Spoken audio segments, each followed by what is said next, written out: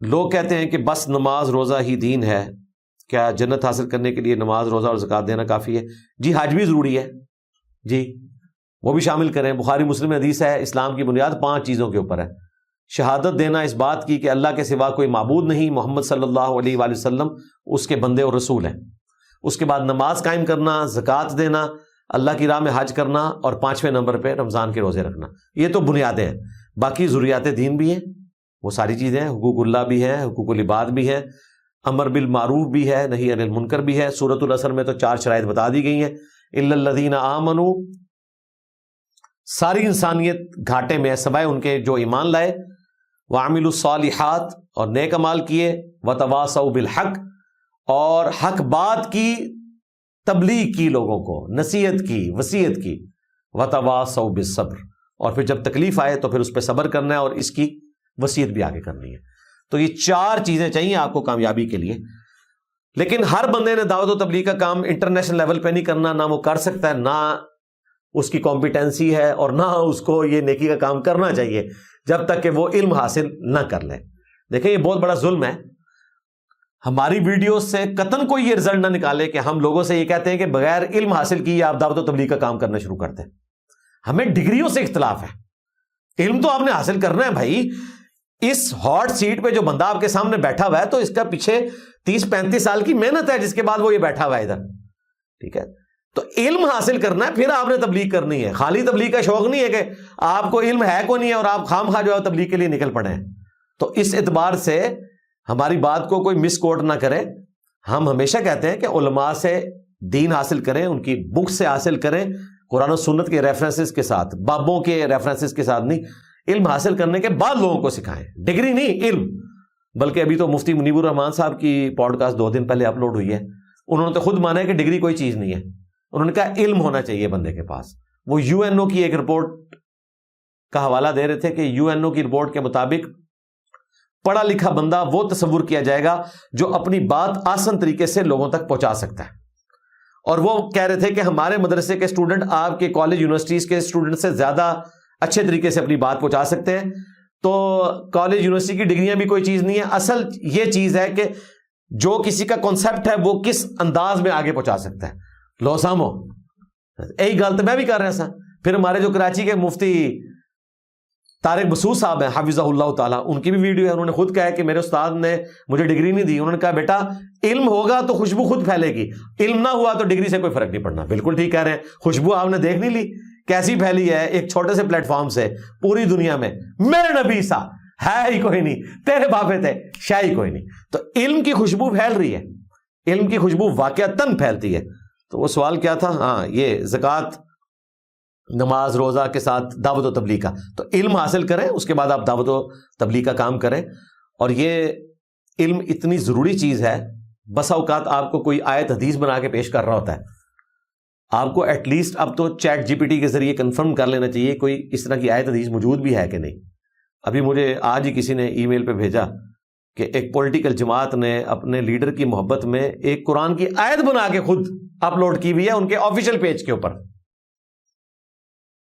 اور وہ مناج الدین خان کی آواز اٹھائی ہے انہوں نے ترجمے والی، اور وہ چلا دی ہے۔ وہ کہہ رہے ہیں جی اس کے اوپر ویڈیو ریکارڈ کروائیں۔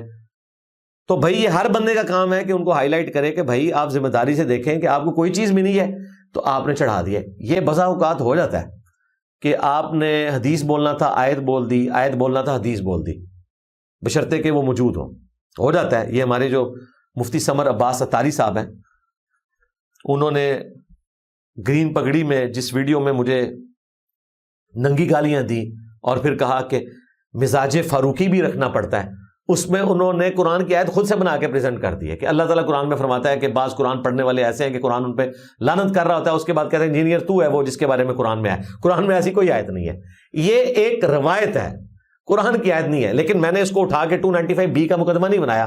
ہو سکتا ہے اس بیچارے سے سلپ آف ٹنگ ہو گیا ہو، وہ کہنا چاہ رہا ہو کہ نبی علیہ السلام نے فرمایا یا روایتوں میں آیا، لیکن اس نے اس کی عربی پڑھی اور اس کو کہا کہ اللہ تعالیٰ فرماتا ہے اور اس کو قرآن کے ساتھ جوڑ دیا۔ تو اس طریقے سے اگر سلپ آف ٹنگ ہو جائے تو اس پہ گرفت نہیں، لیکن جو چیز دنیا میں موجود ہی کہیں نہیں ہے اور آپ اس کو اس طریقے سے پریزنٹ کر رہے ہیں کہ قرآن و سنت بنا کے پیش کر رہے ہیں، تو وہ پھر قابل گرفت چیز ہے۔ تو باقی یہ آخرت کی کامیابی کے لیے آپ کو کافی محنت کرنی پڑے گی بھائی۔ اللہ تعالیٰ ہم سب کو ہمت دے، آمین۔ کیا لا علاج بیماری بھی اللہ سے دعا کرنے پر ٹھیک ہو سکتی ہے؟ اللہ چاہے تو ہو سکتی ہے، اس کو تو چھوڑ دیں۔ آپ کو کیا پتا کہ آپ کو کئی ایک لا علاج چیزیں لگ کر دور ہو چکی ہوئی ہیں، ہمیں تو نہیں پتا۔ بیماری کو چھوڑ دیں، بس اوقات انسان موت کے منہ سے باہر نکل آتا ہے، ڈیفینیٹلی بیڑا غرق ہونے لگتا ہے انسان کا، اور اللہ تعالیٰ کی طرف سے ایسی مدد آتی ہے کہ آپ بچ جاتے ہیں۔ کئی ایک ویڈیوز یوٹیوب پہ رکھی ہوئی ہیں، چند میٹرز کے فاصلے سے انسان جو ہے وہ موت کے منہ میں آنے سے بچ گئے۔ کئی بار روڈ پہ ایسا ایکسیڈنٹ ہوا ہے کہ ٹریلا پورا اوپر سے گزر گیا ہے، لیکن وہ ٹائر اس جگہ سے نہیں گزرے جہاں وہ بندہ گرا ہے، چھوٹے بچے بچ جاتے ہیں۔ تو یہ وہ چیزیں جو آپ ویڈیو میں ریکارڈڈ دیکھ رہے ہیں کہ اللہ تبارک و تعالیٰ انسان کی حفاظت کرتا ہے۔ اس طرح بیماریوں کے پوائنٹ آف ویو سے بھائی جس پلینٹ ارتھ پہ آپ بیٹھے ہیں یہ خود موت کا ایک گولا ہے، روزانہ ملینز آف ٹن ملبہ سورج سے زمین کی طرف آتا ہے۔ چند سیکنڈز کے لیے اگر ارتھ میگنیٹک فیلڈ غائب ہو جائے، اس زمین پہ کوئی مخلوق بھی زندہ نہیں رہے گی، سب کچھ برباد ہو جائے گا۔ ملینز آف ٹن ملبہ ہماری ارتھ کی میگنیٹک فیلڈ دور کر دیتی ہے، زمین پہ آنے نہیں دیتی۔ اور یہ تو اب پتہ چلا ہے، آپ کو تو صرف میٹرائٹس کا پتہ ہے، جو ہمارا ایٹماسفیئر، جو ایئر کا ایٹماسفیئر ہے آلموسٹ 80,000 کلومیٹر کا، اور اس میں بھی میجورٹی پورشن جو ہے وہ پہلے 50 کلومیٹر کا ہے۔ اس میں جب کوئی چیز اس طرح کی داخل ہوتی ہے تو وہ فرکشن کی وجہ سے جل کے راکھ ہو جاتی ہے، ادروائز میٹرائٹس یعنی شہاب ثاقب یہاں گرے ہر چیز تباہ ہو جائے۔ تو آلریڈی ارتھ ایک میریکل پلانٹ ہے۔ تو ان تمام چیزوں کو ذہن میں رکھتے ہوئے بالکل اللہ تبارک و تعالیٰ جسے چاہے شفا دے سکتا ہے۔ بخاری میں حدیث ہے، اللہ تعالیٰ نے کوئی ایسی بیماری نازل نہیں فرمائی کہ جس کی شفا نہ ہو، اور صحیح مسلم میں حدیث ہے جب دوا اس بیماری کے موافق ہوتی ہے تو اللہ کے اذن سے شفا ہو جاتی ہے۔ یہی ہے نا، اب سائنس نے ہی تو ترقی کی ہے نا۔ ہمیں پہلے نہیں پتا تھا کہ جرمز کی وجہ سے بیماریاں پھیلتی ہیں، جب پتا چلا تو قابو پا لیا، ویکسین بھی بنا لی۔ حضرت لوئی پاسچر نے اتنا بڑا کارنامہ کیا، اور دیکھیں انہوں نے جو اس وقت لیب میں یہ کارنامہ سر انجام دیا، اس کے بعد سے درجنوں نوبیل پرائز ان کی لیب کو مل چکے ہیں فرانس میں۔ 1901 سے پہلے انسانیت کو نہیں پتا تھا کہ بلڈ گروپس بھی ہوتے ہیں، لوگ مر جاتے تھے۔ خون لگایا اگر آپ کو ایسا جو آپ کے بلڈ گروپ کا نہیں ہے تو ظاہر ہے وہ موت ہے آپ کے لیے۔ جب انسان کو پتا چلا تو ورلڈ وار 1 اور 2 کے اندر ہزاروں نہیں لاکھوں لوگوں کی جانیں بچائی گئی، اسی وجہ سے کہ بلڈ گروپس ایک آسٹرین کیمسٹ نے دریافت کر لیے ہوئے تھے۔ اور آج تو ماشاءاللہ میڈیکل سائنس جس عروج پہ ہے، پورے کانفیڈنس کے ساتھ اینٹی بایوٹکس تو اتنی بڑی اللہ نے نعمت دے دی ہے انسان کو کہ اگلے زمانوں میں تو ہاتھ پہ ایک چھوٹی سی جو خراش آتی تھی نا، اس کی وجہ سے بھی لوگ زخم خراب ہونے کی وجہ سے مر جایا کرتے تھے۔ اب اس طرح کی کئی خراشیں آتی ہیں، اتنا خون ضائع ہو جاتا ہے، لوگ موت کے منہ سے باہر نکل آتے ہیں میڈیکل سائنس کی برکت سے۔ تو اللہ نے ترقی کروا دی ہوئی ہے، تو بیماریوں کا علاج ممکن ہے۔ البتہ 2 بیماریاں ایسی ہیں جن کا علاج نہیں ہے۔ وہ سنن نبی داؤد میں حدیث ہے، صحابہ کرام نے کہا یا رسول اللہ جب ہم بیمار ہوتے ہیں تو علاج کروایا کریں، یا صوفیوں کی طرح جوئیں اپنے جسم پہ پڑھنے دیا کریں۔ یہ بریکٹ میں میں تشریح کر رہا ہوں مفہوم کے طور پہ، ٹھیک ہے؟ اس طرح کا مفہوم بیان کرنا چاہیے۔ تو نبی اسلام نے فرمایا اللہ کے بندو علاج کروایا کرو۔ اللہ تعالیٰ نے موت اور بڑھاپے کے سوا کوئی ایسی چیز نازل نہیں کی کہ جس کی شفا نہ ہو۔ یہ 2 چیزیں ہیں جن کی شفا ممکن نہیں۔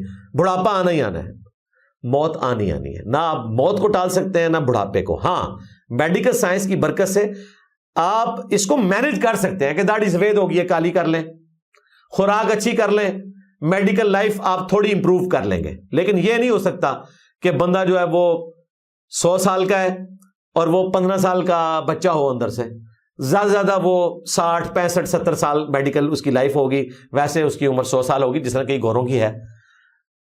الٹیمیٹلی وہ بڑھاپے والا ایلیمنٹ تو آنا ہی آنا ہے. نظر تو کمزور ہونی ہی ہونی ہے، نزدیک کی نظر تو ہر بندے کی کمزور ہونی ہے، اور اگر بیماری ہے تو دور کی بھی ہو جائے گی. 40 سال کے بعد آہستہ آہستہ نزدیک کی نظر کمزور ہونا شروع ہو جاتی ہے. نیچرل پروسیس ہے.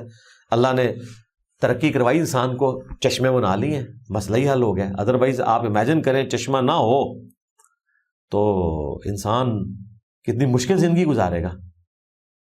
جن لوگوں کی نظر کمزور ہو جاتی ہے بہت زیادہ وقت سے پہلے، ان سے پوچھیں، ان کے لیے تو زندگی موت کا مسئلہ ہے. تو یہ سائنس کی ترقی کی وجہ سے معاملات بہتری کی طرف جا رہے ہیں، تو آپ اللہ سے دعا بھی کریں اور علاج بھی کریں. یہ دونوں چیزیں ضروری ہیں. کیا غیر مسلم ممالک کی فوج میں شامل ہونا جائز ہے؟ جی شامل ہوئے میں. اب اس طرح آپ سوال کریں گے تو اس کے ساتھ کئی ایک چیزیں جڑی ہوئی ہیں. بہتر یہ ہے کہ آپ کو جو شک لاحق ہے اس شک کی وجہ سے آپ پیچھے ہٹ جائیں کہ جی یہ مسلمانوں کے خلاف فوج استعمال ہوگی. اگر آپ کو خدشہ ہے تو ٹھیک ہے، پیچھے ہٹ جائیں. ادروائز اگر فوج صرف اس حد تک ہے کہ وہ کسی ریاست کی حفاظت کے لیے سیکیورٹی کے پوائنٹ آف ویو سے، تو کسی حد تک کوئی گنجائش نکلتی ہے. لیکن جب جنگوں کا معاملہ آئے گا اس میں تو پھر آپ کو ظاہر ہے اوبے کرنا پڑے گا. اس وقت تو آپ نوکری چھوڑ کے بھی نہیں جا سکتے. تو اس مشکل آزمائش والے وقت سے پہلے بہتر یہ ہے کہ آپ اس سے پیچھے ہی ہٹ جائیں. باقی کافی باریکی ہیں، میں اس کو سکپ کرتا ہوں، پھر میرا کلپ لوگ کاٹ کے تو استعمال کریں گے، اس لیے پیچھے ہی ہٹ جاؤ.